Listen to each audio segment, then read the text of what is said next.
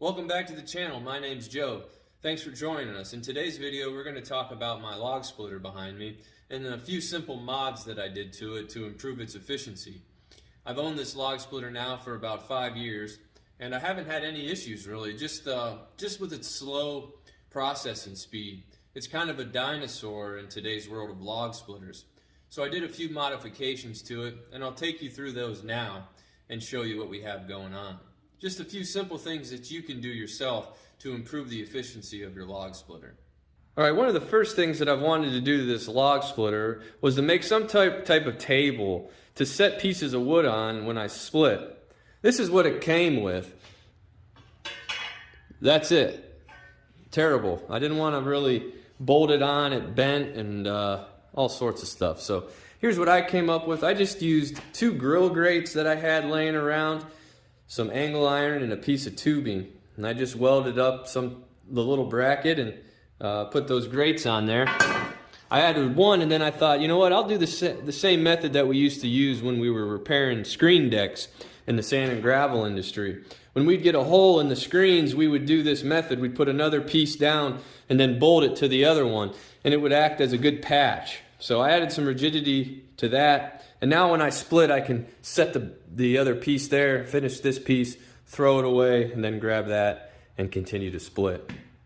So as you can see, I added a Harbor Freight trailer jack onto this thing, just bolted it on, it swivels up out of the way, and now I can raise and lower this thing onto my ball and also level out the splitter. I plan on putting the splitter up on blocks because I don't like the height.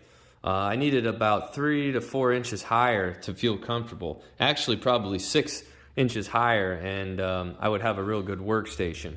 So now I can accomplish that with this, and it's a lot easier to move around the shop as well. I've been pushing this thing around quite a bit, working on it, and I've really enjoyed it.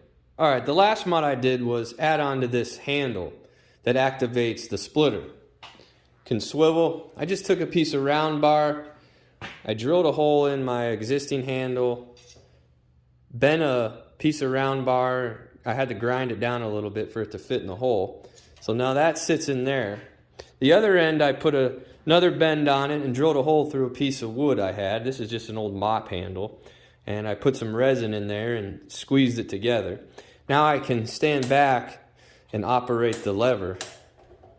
See, that's in the backwards position, neutral, and then I can pull it. Because when you're standing right here, that handle's far away. I'm constantly having to stretch forward, and it's hard on the back. So now I'll be able to run the splitter from back here.